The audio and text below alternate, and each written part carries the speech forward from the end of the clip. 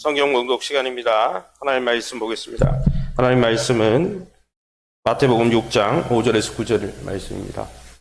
마태복음 6장 5절에서 9절 말씀 보겠습니다. 마태복음 6장 5절에서 9절입니다.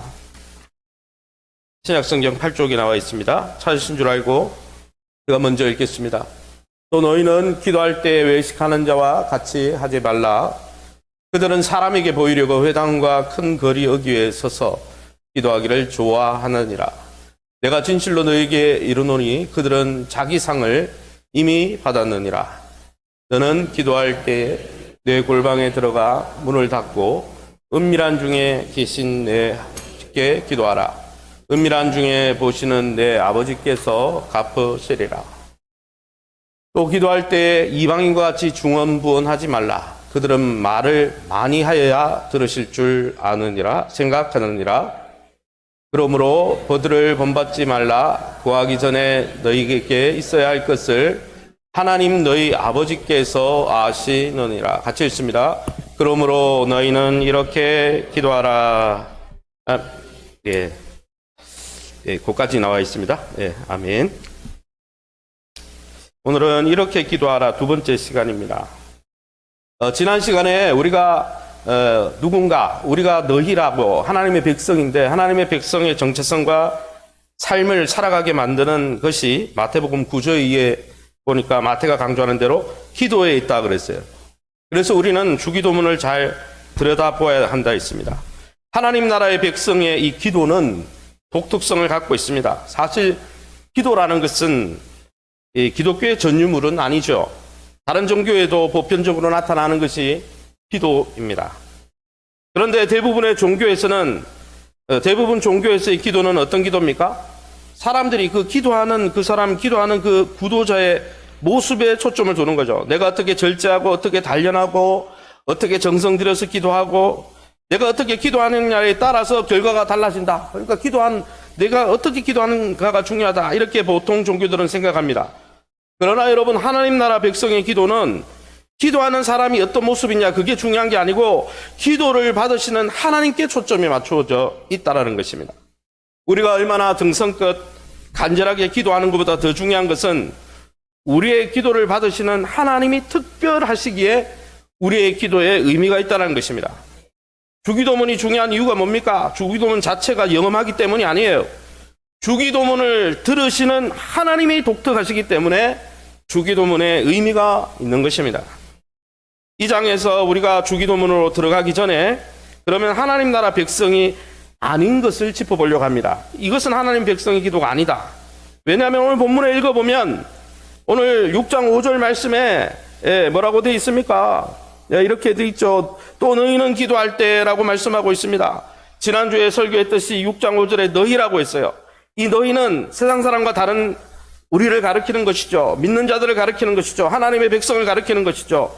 지난 시에 소개했듯이 너희라는 정체성을 가진 자들은 너희는 하나님의 백성이니까 하나님의 백성답게 기도하라. 이방 사람들처럼 기도해서는 안 된다. 왜? 우리가 너희가 되었기 때문이라고 말씀하고 있는 것이죠. 그러기에 지난 시간에 우리가 읽었듯이 우리가 하나님의 백성이 되었으니 우리가 누군지를 깨닫고 세상 사람들처럼 기도하는 것이 아니라 하나님의 백성답게 기도하시기를 예수 이름으로 축원합니다. 그러면 오늘 성경을 통해서 예수님이 따르지 말라, 본받지 말라고 하는 세상 사람들의 기도의 모습은 어떤 것입니까? 첫 번째는 성도가 본받지 말아야 될 세상의 기도, 너희의 기도가 아닌 세상의 기도는 무슨 기도입니까? 위선자의 기도라는 것입니다. 6장 5절에서 6절 우리가 밑줄 친 부분을 함께 읽어보겠습니다. 외식하는 자와 같이 하지 말라. 그들은 사람에게 보이려고 서서 기도하기를 좋아하느니라. 은밀한 중에 계신 내 아버지께 기도하라. 아멘. 이 본문에 보면 예수님께서 주기도문을 가르치기 전에 너희는 하나님의 백성이니까 세상 사람과 달라야 된다. 그래서 세상의 기도를 본받지 말라고 했는데 세상의 기도가 무엇입니까? 첫 번째는 위선자의 기도를 본받지 말라는 거예요. 외식하는 자와 같이 기도하지 말라. 여기 외식이라고 번역된 단어는 위선이라는 단어입니다. 이 위선자라는 뜻은 무슨 뜻이냐? 세상을 자신이 연기하는 무대로 여기는 사람, 이런 뜻입니다. 그 무대 위에서 자기 자신을 보여주는 게 아니라 연기하는 또 다른 사람의 모습을 보여준다는 것이죠. 기도할 때 자기의 의로움을 드러내기 위해서 영적이고 영험하고 능력 있는 모습을 연기하면서 사람들에게 갈채를 받으려고 기도하는 사람들이 세상 사람들인데, 그런 기도를 본받지 말라. 너희는 하나님의 백성이니까 그런 기도하면 안 된다라고 말씀한 것이죠. 그러므로 여러분, 위선자의 기도는 사람들의 이목에 관심이 있다는 거죠. 여러분, 기도의 목적이 무엇입니까? 하나님의 이름을 영화롭게 하는 것입니다. 하나님을 만나는 것이 기도입니다. 그런데 여러분, 위선자들의 기도는 자기를 영화롭게 한다는 거예요. 박수갈채를 받기 위해서 기도한다는 것이죠. 하나님보다 자기에게 관심이 있습니다. 하나님보다 다른 사람의 시선에 관심이 있는 이 사람은 이미 상을 받았다고 예수님이 말씀합니다. 무슨 상을 받았어요? 그 사람들이 사람들의 주목과 인정을 받기에 그것으로 이미 상을 받았다. 그들은 사람의 영광을 취하는 기도이기 때문에 이미 상을 받은, 이미 응답이 다 된 기도다라고 말씀하는 것이죠. 사실 오늘날 우리는 대체로 사람들이 보는 데서 이렇게 막 드러나듯이 오늘 성경에 나오듯이 손을 들고 이렇게 위선자처럼 사실은 이렇게 기도하는 것 같지 않습니다. 만약 그렇게 기도한다면 보이려고 기도한다면 우스꽝스러워 보일 거예요. 그렇다면 여러분, 우리가 드리는 기도가 이 위선자의 기도와 무관한 것일까요? 사실 이 위선자의 기도라는 것은 다른 사람에게 기도하면서 하나님께 주목하지 않고 내 기도를 듣고 있는 다른 사람에게 좋은 인상을, 어떻게 좋은 영향력을 끼칠까, 이렇게 생각하며 기도하는 게 위선자의 기도예요. 보이려고 하는 기도죠. 굳이 기도를 통해 이 영화롭게 다른 사람에게 영향을 끼치는 것은 손을 들거나 멋진 옷을 차려입지 않아도 영향을 끼칠 수 있죠. 어떻게 영향을 끼칠 수 있습니까? 기도하면서 성경 지식을 자랑할 수 있습니다. 기도하면서 창세기부터 요한계시록까지 훑어낼 수 있죠. 여러분, 하나님이 성경의 저자인데 하나님 앞에 기도하면서 창세부터 요한계시록까지 읊을 필요가 없어요. 무슨 주변 사람들에게 듣게 하려고 하는 의도죠. 또한 기도만 하면 갑자기 아름다운 언어를 구사합니다. 평소에 안 쓰던 아름다운 언어로 말잘치를 벌이는 거죠. 그것도 하나님께 주목하지 않는 이방인의 기도죠. 그리고 기도만 하면 갑자기 이 기도 톤이 바뀝니다. 감정을 잡으면서 거룩한 목소리를 내려고 애를 씁니다. 여러분, 기도는 하나님께 하는 거예요. 거룩한 목소리로 사람들에게 주목을 받는 것이 아닙니다. 때로는 철야 기도나 새벽 기도를 하다 보면은 한참 졸다가 옆 사람이 갑자기 인기척이 나면 벌떡 일어나서 큰 소리로 기도합니다. 그것도 여러분, 오늘 본문에 나오는 외식하는 자의 기도죠. 사람이 의식하는 거잖아요.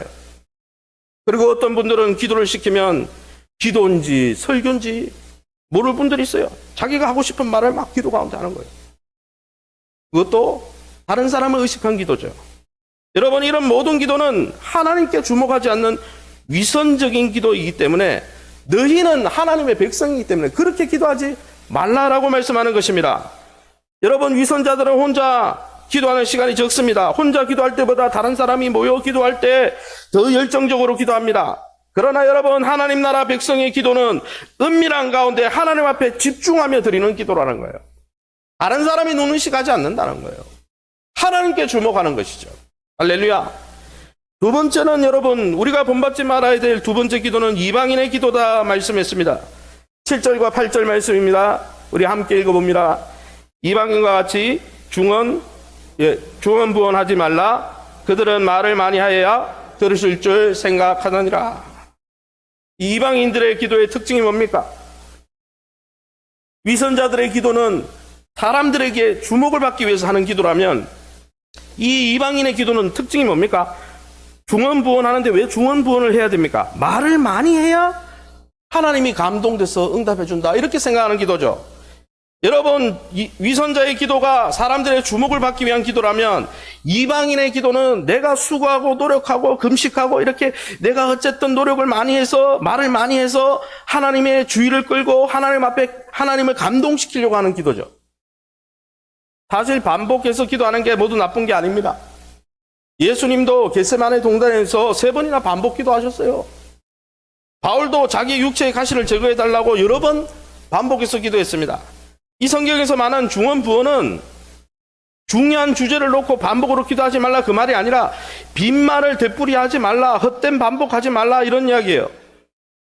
이 오늘 본문에 나오는 중언 기도의 대표적인 예가 무엇입니까? 열왕기상 18장에 나와요. 바알 선지자와 엘리야가 싸움을 벌입니다. 제단을 쌓아놓고 바알에게 응답을 구하는 바알 선지자들이 어떻게 합니까? 바알이여 응답하소서, 바알이여 응답하소서, 바알이여 응답하소서. 아침부터 저녁까지 계속 그 말을 하면서 어떻게 합니까? 응답이 안 되니까 어떻게 합니까? 자기 몸을 칼과 창으로 자해하면서 피를 흘리면서. 왜 그렇게 합니까? 신의 동정심을 구하려고. 내가 이렇게까지 수고하면서 이렇게까지 하는데 내가 이렇게 말을 많이 하고 수고를 많이 하니까 하나님 감동해가지고 그게 들어줘야죠. 말을 많이 해야 들어주는 하나님. 여러분, 신의 동정심을, 신에게 감동을 줘가지고 기도 응답을 받아들이려고 하는 기도는 여러분 오늘 이 본문에 나오는 이방인의 기도라는 거예요. 하나님의 백성은 그런 기도를 드리면 안 된다는 거예요. 이와 유사하게 열왕기상 18장에 나오는 이 바알 선지자와 유사한 잘못 사용되는 기도가 뭡니까? 금식 기도죠. 금식 기도. 말을 많이 하는 기도는 아닙니다.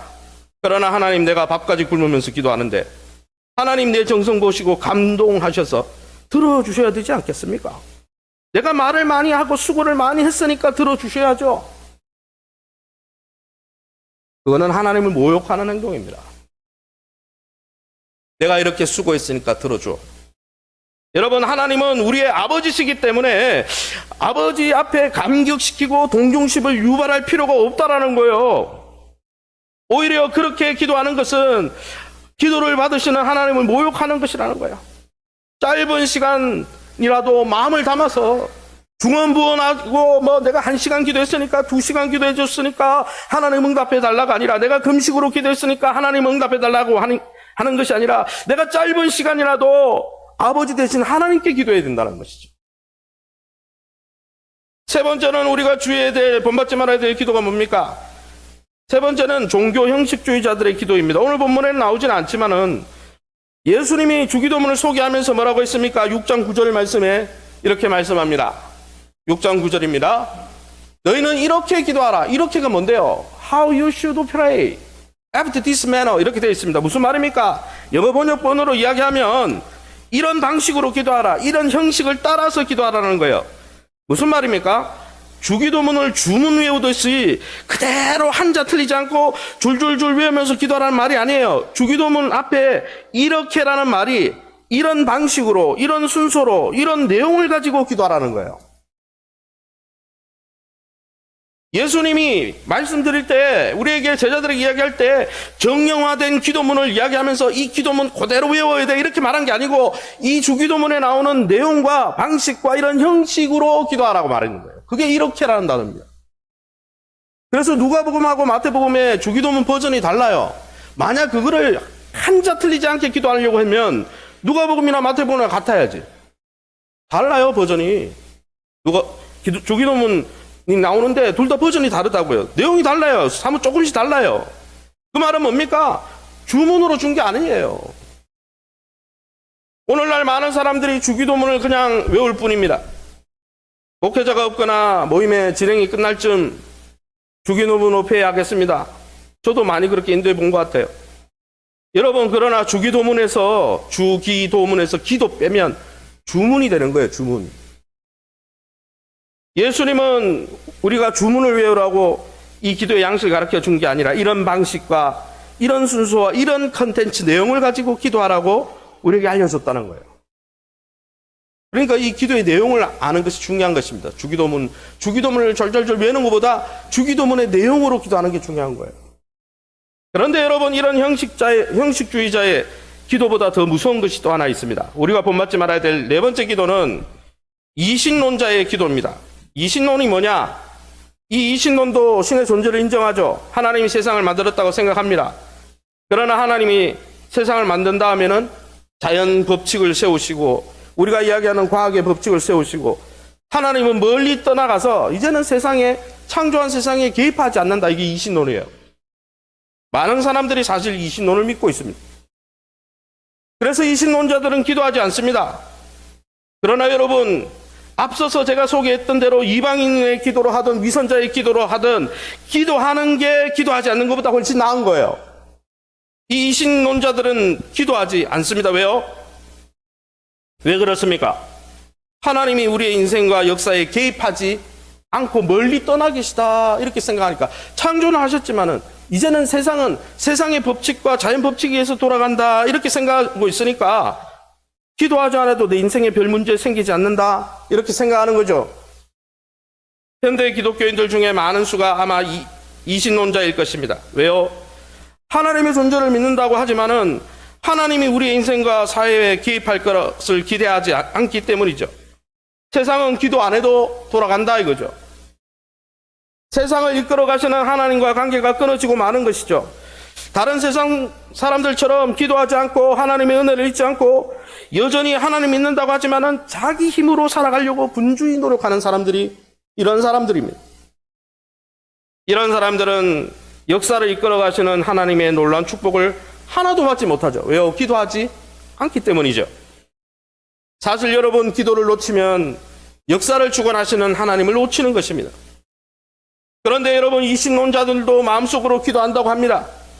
기도에 시간을 내지 않고 그냥 마음으로 하나님이 계시겠지 뭐.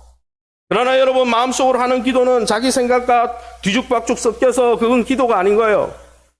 정말 기도를 하려면 시간을 떼어서 하나님을 만나러 나가야 되는 것이죠. 그러면 이렇게 예수님이 마태복음 6장 5절에서 7절에 이렇게 기도하면 안 돼. 너희는 하나님의 백성이니까 이렇게 세상 사람들처럼 기도하면 안 돼. 세상 사람의 방식으로 기도하지 마라. 너희이기 때문이야.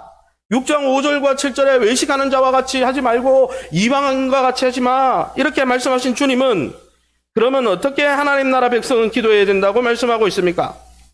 먼저 첫 번째 하나님 나라 백성의 기도는 한번 따라합시다. 하나님 자신을 구해야 합니다.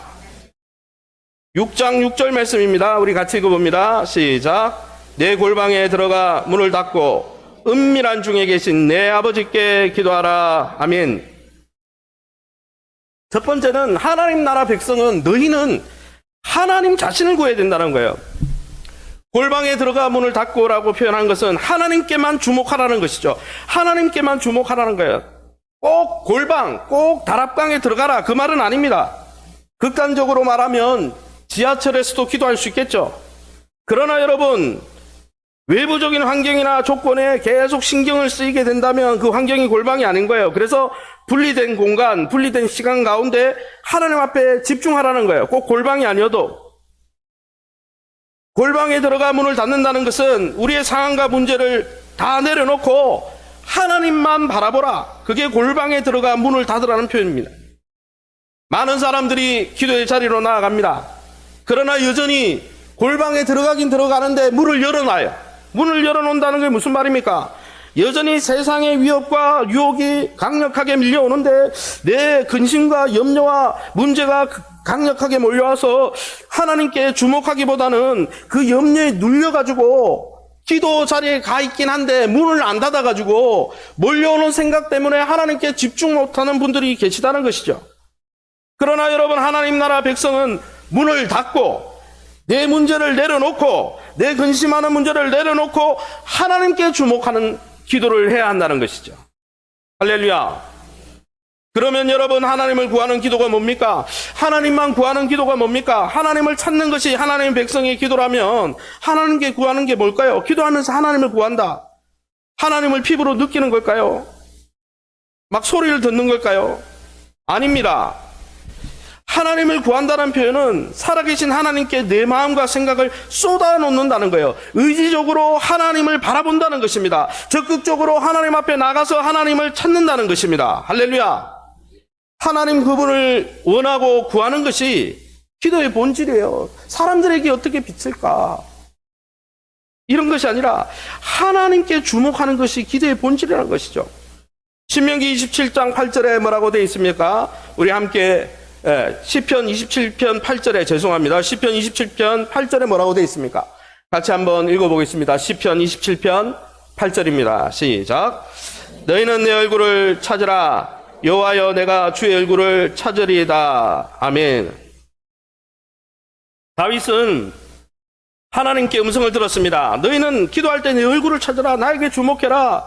다윗은 그랬습니다. 여호와여, 내가 주님의 얼굴을 찾겠습니다. 얼굴을 찾는다는 말은 인격적으로 대면한다는 뜻입니다. 기도할 때 하나님은 인격체시기 때문에 인격적으로 하나님 앞에 서 있는 것을 이야기하는 거죠. 그래서 여러분, 골방에 들어가 문을 닫는 이유는 하나님을 인격적으로 만나기 위해서, 하나님께 주목하기 위해서 그렇게 한다는 것이죠. 때로는 찬양을 하면서, 때로는 하나님의 말씀을 보면서 하나님께 집중하고 그분의 얼굴을 찾으며 하나님과 소통하는 것이 진짜 하나님 나라 백성의 기도라는 것이죠. 그래서 첫 번째는 하나님께 주목해야 한다는 것입니다. 사람들에게 주목하는 것이 아니라. 두 번째는 무엇입니까? 하나님 나라 백성의 특징은 무엇입니까? 두 번째는 한번 따라합시다. 하나님 나라 백성의 기도는 인격적이어야 합니다. 인격적이란 말이 뭡니까? 다른 말로 하면 소통한다는 것입니다. 인격적이란 말은 일방적이지 않다는 거예요. 상대방을 존중하면서 나도 존중하면서 서로 소통하는 관계를 맺는다는 것이죠. 그런데 많은 분들이 흔히 기도하라 그러면 다 그런 건 아니지만 하나님을 가르치는 분이 있습니다. 기도하면서 하나님 지난번에 이렇게 말씀드렸는데 아직 그대로 있지 않습니까? 아직 그대로 있잖아요. 지금 상황이 이런데 이럴 때 하나님이 개입하셔야죠. 하나님을 추궁하기도 하고 독촉하기도 하고 심지어 하나님은 그렇게 하면 안 된다고 교육시키기도 합니다. 그런 기도는 인격적인 기도가 아니에요. 왜? 하나님을 무시하는 기도이기 때문에. 여러분, 그러나 여러분 생각해 보세요. 하나님이 우리의 기도에 응답하지 않았다고 아직 그대로 문제가 그대로지 않습니까? 하나님이 왜 개입하지 않습니까? 그렇게 추궁하고 독촉할 필요가 없는 거예요. 왜요? 하나님이 어떤 분인지를 알면은. 그래서 인격적인 기도라는 것은 하나님을 인격적으로 알아가는 기도라는 것이죠. 여러분, 하나님이 어떤 분인지 알고 계십니까? 6장 8절에, 마태복음 6장 8절에 뭐라고 되어 있습니까? 이렇게 기도되어 있습니다. 뭐라고 되어 있습니까? 같이 읽어봅니다. 구하기 전에 너희에게 있어야 할 것을 하나님 너희 아버지께서 아시느니라. 중언부언하지 말라. 너희가 기도를 많이 해서 그것으로 하나님을 감동 주려고 하지 마라. 하나님은 너희에게 있어야 할 것을 다 아는 아버지다. 여러분, 기도는 하나님을 알아갈 때 깊어지는 거예요. 여러분, 아버지께 기도하는데 아버지 앞에서 화려한 미사의구 동원합니까? 음성을 바꿔요? 성경을 66권을 다 읽습니까? 아버지인데 여러분, 아버지를 긴 말을 하면서 설득하거나 감동시킬 필요가 있나요? 아버지 앞에서 누가 설득을 해요? 아버지인데. 나를 사랑하는 아버지, 내 기도를 잊지 않으시고 들어주시는 분, 그 아버지를 앞에 우리가 기도하는 것입니다. 그래서 우리의 기도는 인격적인 기도예요. 하나님이 누군지를 알고 기도해야 된다는 것이죠. 여러분, 하나님이 어떤 분인지 기억하면서 하나님 앞에 나아갔다면 여러분, 우리가 인격적인 기도를 하기 위해서 듣는 기도를 해야 한다는 것이죠. 어떤 분들은 하나님 앞에 나가서 기도의 말을 막 쏟아붓습니다. 소나기처럼 쏟아붓죠. 소리를 지르고 하나님 앞에 닥달을 합니다. 그리고 하나님이 이제 소통하려고 잠깐만 이제 나도 이야기할게. 그러면 예수님 이름으로 기도합니다. 아멘 하고 가버려요, 집에. 이것은 마치 무엇과 같습니까? 남자와 여자친구가 이제 교제를 하는데 이제 이성교제하는 친구들이 데이트를 하는데 남자친구를 여자친구가 만났어요. 그리고 여자친구가 자기가 할 말만 쏟아내다가 이제 이 남자친구가 자기가 하고 싶은 말을 딱 이야기하려고 그러는데 물 한 잔 딱 마실 때 나 가볼게. 이따 봐. 자기 할 말만 하고 쌩 가버려요. 그거는 소통하는 관계가 아니에요. 그렇게 해서는 관계가 깊어지지 않아요. 하나님 앞에 기도도 그렇게 하면 안 되는 거예요. 하나님이 살아계시잖아요. 하나님은 그분의 뜻과 계획이 있잖아요. 하나님은 우리의 생각과 다른 생각을 갖고 계시다고요. 그러게 여러분, 쏟아놓는 기도만 배우고 인격적인 기도를 우리 한국교회가 배우지 못했어요. 그러니까 기도할 때 청산유수로 막 쏟아냅니다. 그러나 몇 분이 지나지 않아서 말이 다 떨어져요. 그러니까 기도가 어려운 거예요. 왜? 안 들으니까. 쏟아낼 말만 이야기하니까 그것도 오래 못 가가 떨어지니까.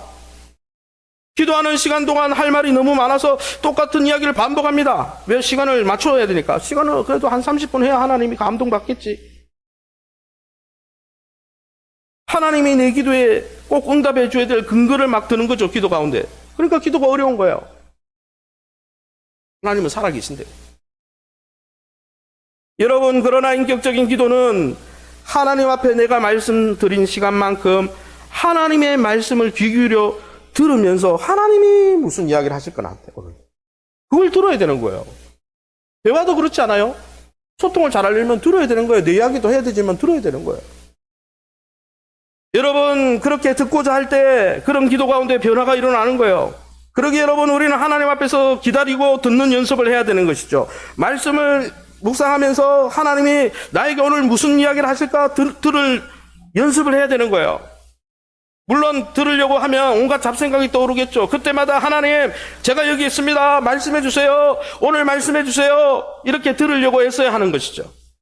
내 할 말만 쏟아붓는 것은 비인격적인 기도예요. 그거는 하나님이 원하는 기도가 아닙니다. 그래서 여러분, 하나님과 인격적인 기도를 하려면 한번 따라합시다. 하나님이 우리에게 질문하실 때 우리가 답해야 합니다. 여러분, 하나님의 음성을 듣고 듣는 기도란 말은 답하는 기도라는 말이에요. 다른 말로 하나님이 우리에게 질문하실 때 그 안에서 하나님의 질문에 대해서 내가 고민하면서 내 기도가 바뀌고 내 인생이 바뀌고 그렇게 바뀌는 게 하나님 나라 백성의 기도라는 거예요. 여러분, 우리가 많이 기도하는데 왜 기도 응답을 받지 못합니까? 왜 그럴까요? 하나님이 끊임없이 말씀하시는데, 하나님이 끊임없이 우리에게 질문하고 계신데 그 질문은 귀 막고 안 듣고 내 말만 쏟아붓기 때문에 응답이 안 되는 거예요. 소통이 안 되는데 무슨 응답이 되겠어요? 여러분, 그러면 하나님이 우리에게 어떤 질문들을 하실까요? 하나님 앞에 나가면 첫 번째 하나님 우리에게 질문하시는 게 뭘까요?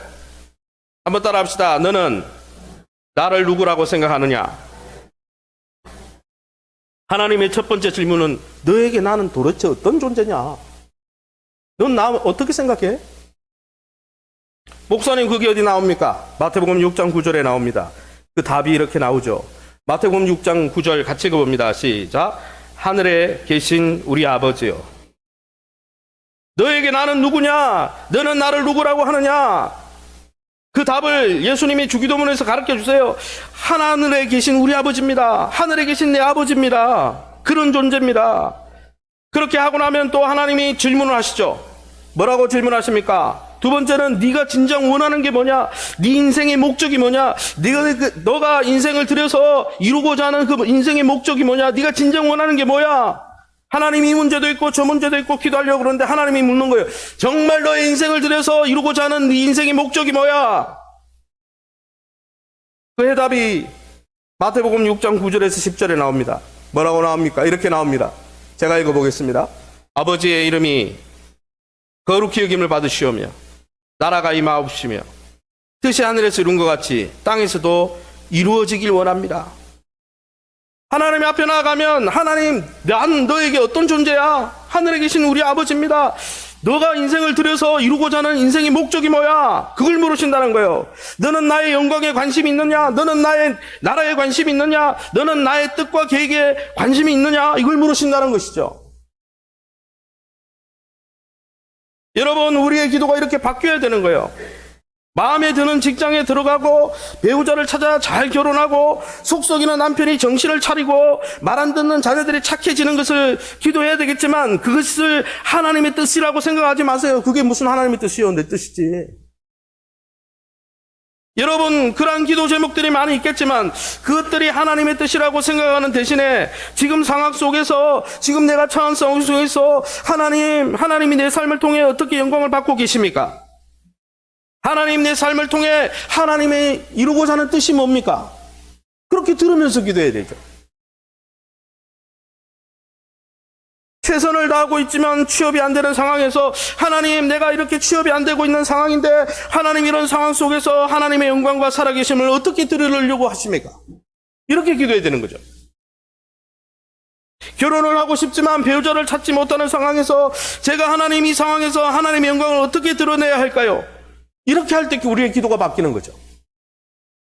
내가 원하는 걸 따다다다다다 쏘아붙이는 것이 아니라 하나님의 뜻을 알면서 거기에 답하면서 기도해야 되는 거죠. 주님은 우리 주기도문을 통해서 나는 너에게 어떤 존재야? 너의 인생을 통해 이루고자 하는 인생의 목적은 뭐야? 세 번째는 뭘 질문하십니까? 세 번째 주기도문을 통해서 하나님 우리에게 질문하는 것은, 한번 따라합시다. 내가 진정 필요한 것이 무엇이냐? 하나님 나라 백성으로서 이 땅을 살아가면서 너에게 진정 필요한 게 뭐야? 하나님의 뜻을 이루기 위해서 진정 이 땅에 오늘 살아가면서 너한테 필요한 게 뭐야? 하나님의 백성으로 살아가면서 너한테 진정 오늘 필요한 게 뭐냐? 그게 주기도문에 나오잖아요. 뭐라고 나옵니까? 11절에 오늘 우리에게 일용할 양식을 주시옵고 우리가 우리에게 죄진 자를 사하여 준 것 같이 우리 죄를 사하여 주시옵고 우리를 시험에 들게 하지 마시옵고 다만 악에서 구하옵소서.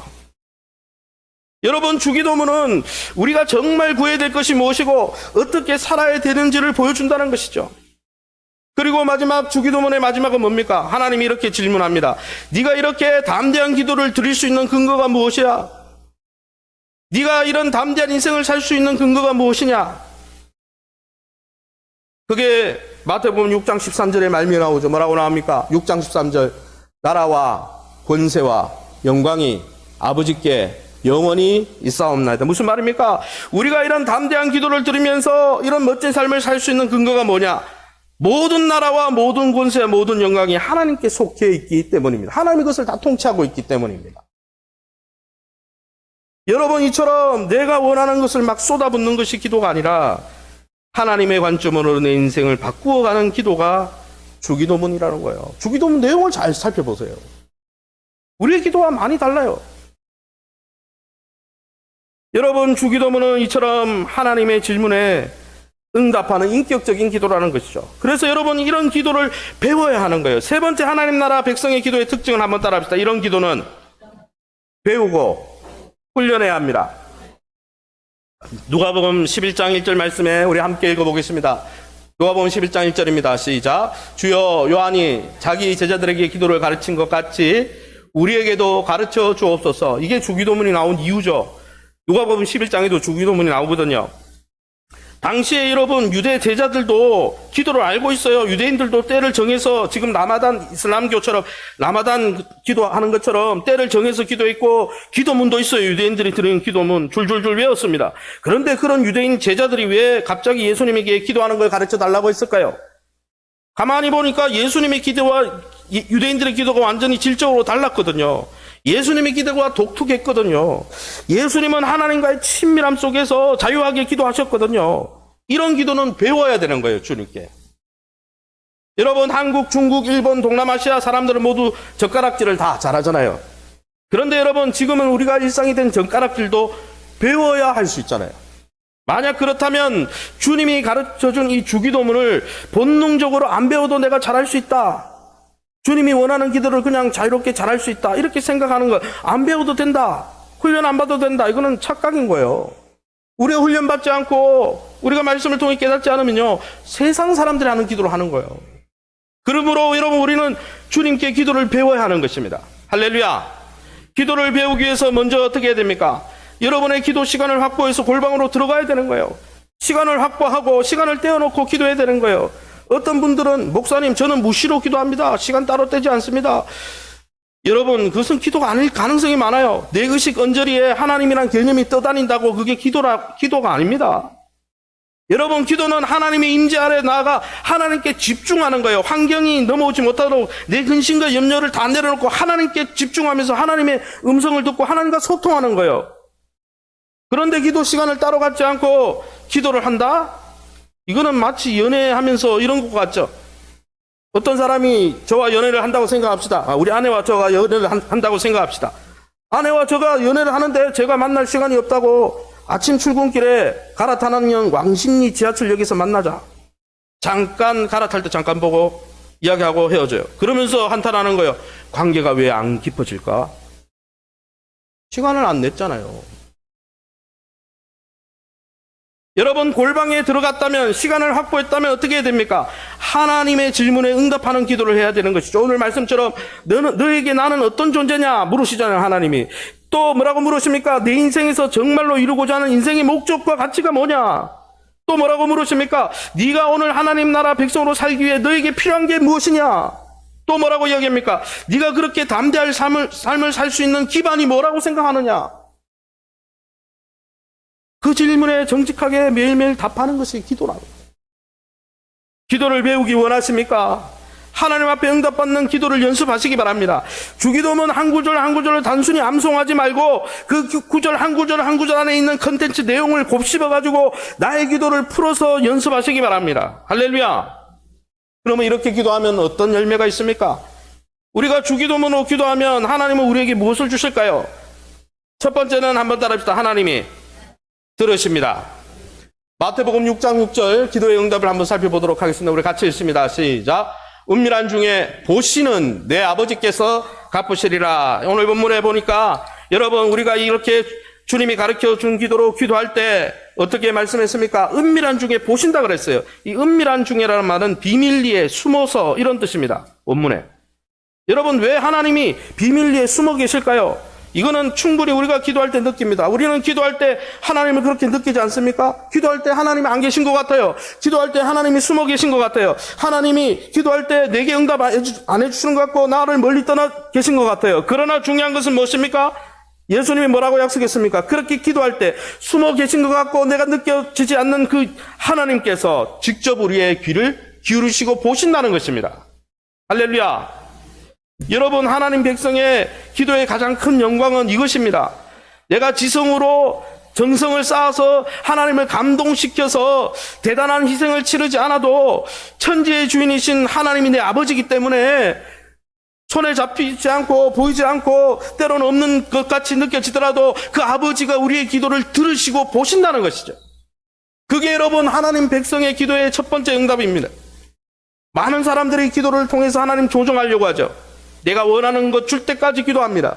그러나 여러분 우리 기도의 가장 큰 응답은 하나님이 은밀한 가운데 우리가 느끼지 오감을 통해서 3차원의 가치는 우리가 다 느끼지 못하지만 하나님이 은밀한 가운데 우리를 들으신다는 것이 우리의 기도의 가장 큰 응답이라는 것입니다.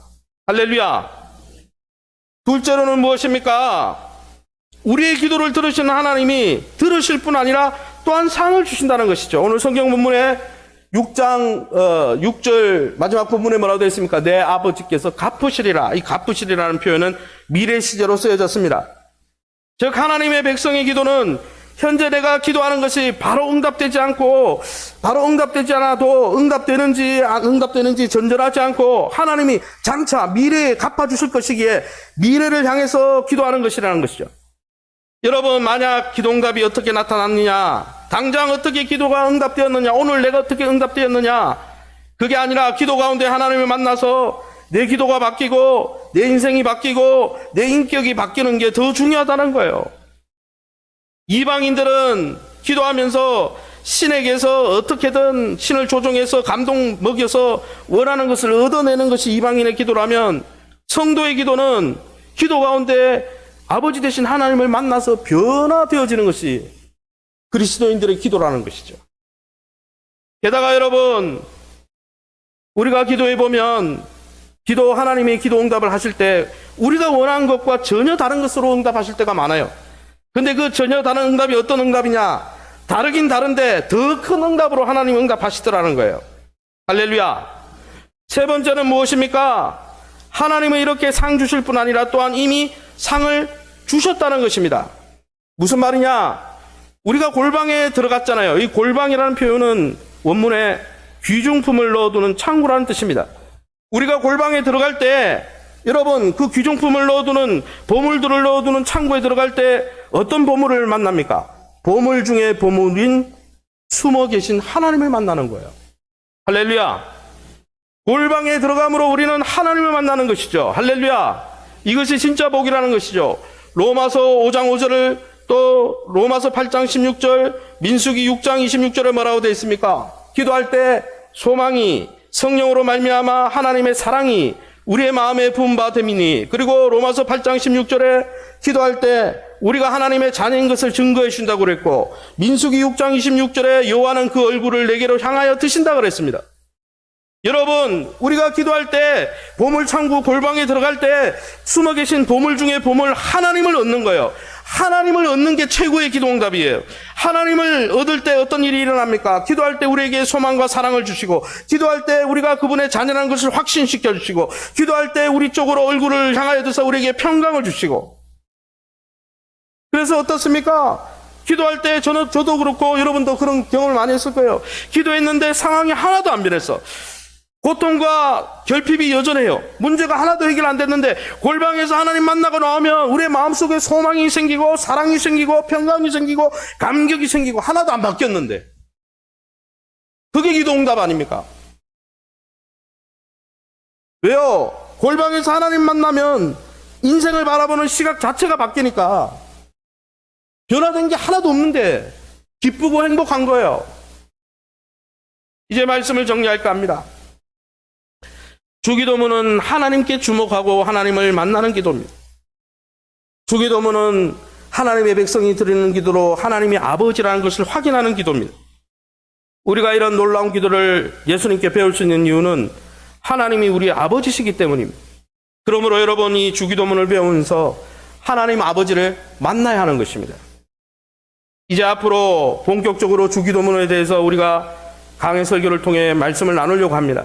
그러나 가장 중요한 것은 주기도문을 공부하고 뗐다 이게 중요한 게 아니고 골방에 들어가 문을 닫고 그 아버지를 만나는 것이 이 주기도문의 방법으로 만나는 것이 중요하다는 것이죠. 그럴 때 우리가 하나님의 백성답게 살 수 있다는 것입니다. 그러기에 사랑하는 성도 여러분, 이 강해를 통해서 저와 여러분의 기도가 주기도문 중심으로 재편성되고 심화되어지는 경험을 체험하시기를 예수님 축원합니다. 무엇보다 주기도문을 통해 하나님 아버지를 더 깊이 알고 그물에 대한 확신과 사랑이 더 깊어지는 놀라운 일들이 일어나시기를 예수님 이름으로 축원합니다. 기도하겠습니다.